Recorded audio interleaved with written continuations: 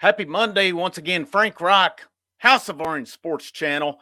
Tennessee returns to the Diamond tomorrow, coming off of a disappointing week against Alabama. They return tomorrow against 9-11 Xavier on the season, and we'll talk a little bit about them, and we'll look at their schedule and who the main guys are to look out for Xavier tomorrow. And then, of course, we'll talk a little bit about the Vols. Kind of touched a little bit more on this past weekend as they did drop to 7th and 8th in the polls today. So still pretty good shape there. But you got an Ole Miss team coming to Knoxville this weekend. It just took 2 out of 3 from South Carolina to start the year. So it's,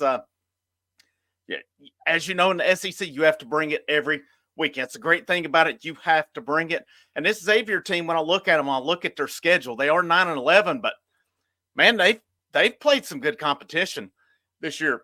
Excuse me. Their first series of the year, they went to Clemson. They did get swept in that one. So they were 0-3. They beat Louisville. Louisville's normally a decent team. They took 2 out of 3 from Lipscomb and Nashville. They won at Cincinnati. They took 2 out of 3 from Florida Gulf Coast on the road. They played 2 against Louisiana Tech midweek. 1-1, lost 1. They played at LSU. They did beat LSU on the Sunday game. They did lose 2 of 3. But they took 1 of them. They lost to Wright State. Wright State's normally a pretty good baseball team. They played Indiana State. I mean, Indiana State was a good team last year. They won 1 out of 3 in that series, and now they got Tennessee tomorrow. So Xavier they've not beat around the bush about it, man. They've played some good teams this year. So that record, I don't know if it's indicative of how good or not good that they are. They don't have any conference games as of yet. They play Tennessee, and then they're off to, looks like they play Virginia Commonwealth this weekend. They play them in Cincinnati, actually, so they'll play them at home. But, you got to respect them wanting to play teams. Of course, they are in the Big East Conference, and look at their stats for the year so far. Their hitters, it looks like their main guy hitting 393, Isaac, I'm going to say Waxman is the name. 5 home runs, 10 RBIs. If I mispronounce that, I do apologize on it because that is a pet peeve of mine for it. Matt McCormick, 311, 6 home runs, 18 RBIs. Looks like Hayden Christensen, not sure if that's the same one played Darth Vader or not, coming back to school, but 4 home runs, 18 RBIs. Luke Hammond, 4 home runs, 8 RBIs, 279 average. Garrett Schultz, 277, no home runs, 6 RBIs. And then Matthew Dupre, looks like he's hit 263, 1 homer, 7 RBIs. So you've got, your average kind of go down. You've got guy down here, Tyler DiMartino, hit 407. He only has 9 starts on the year. So I'm not sure if that's something, maybe he was out to start the year. But based on his numbers, you got to think he's a candidate to be in. 1 home run, 4 RBIs. Looks like they do steal a little bit of bases on here. They're 16 out of 21 on the season. Team batting average 272. Strikeouts, they've struck out 174 times. So it does look like maybe they're a little bit like Tennessee and like to free swing a bit. In comparison, Tennessee on the season as a team, 178 strikeouts. So I think, looking at that, neither team gets shorted on their swings for sure. So it's, based on what I'm seeing on it, this is a game Tennessee will have to bring it tomorrow. They'll have to bring it. Hopefully they can bounce back after just a disappointing Saturday and Sunday, really. Just missed opportunities on Saturday. And then I'm going to be honest, man, I think Vitello dropped the ball yesterday. I think he and Frank Anderson dropped the ball, put them on the cover here. They've got to be better than that. You have to be better in the SEC. Nate Snead was getting hit, man. He was not, his strikeout number, he was 5 1/3. He only had 2 strikeouts. This is a guy I expected to be a high strikeout pitcher, and he hasn't been. Now, looking at his numbers on the season, I do want to see that. So, pitching-wise, he is, 2.84 ERA, pretty good. 4-1, 6 appearances. He does have 1 save, 25 1/3 innings pitched, only 20 strikeouts. I expected more from a strikeout standpoint from Snead. And, if you're going to pitch him 5 or 6 innings per outing, just start him. Just start him. I get having that luxury, but yesterday it was said you're going to have the full arsenal of pitchers available to you. And they tried to, Russell, Stamos come in, 1/3 of an inning, gave up 2 runs. Russell went 5 1/3. Or I'm sorry, not Russell. Snead went 5 1/3 innings. He'd given up a home run, make it 4-4. But man, they were hitting him deep a lot. And it finally caught up to him. I think there was a ball in the 8th inning that Dylan Dreiling made a heck of a play back at the wall. That should have been enough at that point to pull him. But they didn't. And Vitale and Anderson, they're weird with how they go with pitchers sometimes. Like I mentioned it before, Chase Dolander rolling last year when I watched him in Columbia. He gave up a hit in the last inning, or next to the last inning, they pulled him out. With him cruising right along, Chase Burns come in, got hammered in that game. We've seen that numerous times. A guy will be rolling along. It's one thing if they start hitting a couple of hard balls. It's another one when you just give up a hit, you pull them. And I know these guys probably they're looking at a pitch limit on that, but that's what happens.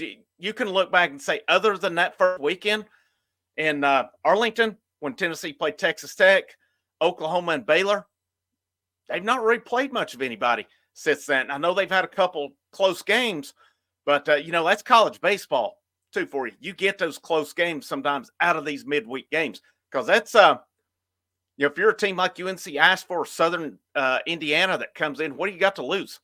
Come in and bring it against Tennessee. That's some of the bigger games on their schedule for the year. Why would they not come in and go all out? You have nothing to lose, frankly. But they're going to have to be better in SEC play. They're going to have to swing better. It can't, just like yesterday, you got the bases loaded 1 out. You get 2 horrible at-bats in that with Tears and then Villeneuve. Just sorry. Cannot happen from your 4 and 6 hitters in the lineup. 2 guys that you look for. And look at their stats from the weekend. Them 2 guys did not produce a lot. Yeah, they had their moments. But overall, no, they didn't produce. Moore, Burke, Amick, those guys had pretty good weekends. Dreiling didn't have a lot of hits, but man, his hits were big when he got them. Dean Curley did not have a good weekend. Inslee, of course, no surprise, didn't have a good weekend. Peebles, man, not so much. So your bottom part of the order is going to have to step up a little bit. Again, Villeneuve, his problem, yeah, when he hits it, he does pretty well, but then you have 3 strikeouts. I don't know how many times he struck out over the weekend. It was at least 5, if not more, on that. That's too much. And the ones I saw that I can remember, they were horrible. They were terrible. All you got to do is throw him a breaking ball that breaks out. He goes every time. He's got to be better. This is not JUCO anymore. You're in SEC play. We saw it with Blake Burke last year. Killed out of conference pitching. Got to conference. They figured him out. Blake Burke had a good weekend. I was excited and encouraged by that.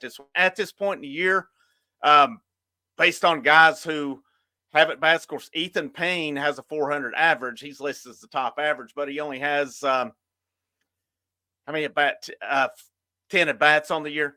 So Burke is leading the team at 382, Tears 379, Amick 377, Moore 370, Dalton Bargo. Hopefully he'll be ready to go this weekend because he got hurt against Alabama. Haven't heard anything on him. 368, Colby Backus. Not many games. 11 at bats for him, 364. Dreiling, 354. And then Villeneuve's average went all the way down to 313, still respectable. Right now, Peebles, 286. Curley, 260. Inslee, 255. Cal Stark at a whopping 200 in his at-bats for the year. So it was a team 325, 178 strikeouts. Of course, they had 9 more yesterday, 9 left on base. You got to think that was 2 games that they would like to have back on it. I have confidence Tony Vitale and Frank Anderson will learn from it. I mean, I look back at last year and what they did and that lineup and how the pitching really wasn't that good. Honestly, last year, the starting pitching wasn't, and they still got that team to Omaha. They did a heck of a job. So I have confidence in them that they'll get this team turned around. I'm still with it. I've got to see a more fundamentally sound team for me to believe that this program under Vitello can win a College World Series. I think there's a lot of factors that goes into it. Just being able to hit home runs and throw hard ain't enough. It's not enough. You got to be able to play solid defense. You got to be able to run the bases, not run yourself out of it. And you got to get outs when you need it. You got to pull guys when they're getting hit hard. especially when you supposedly got a deep bullpen. I'm not so sure they have a deep bullpen. I'm still wanting to see it. The young guys normally throw in the week. We'll have to see it more on the weekends. But, I don't think Aaron Combs has been what they want to be right now. We've not seen enough of Marcus Phillips. Kirby Cannell's just getting back into it. Stamos, I think, he come over for Cal with that high ERA. So,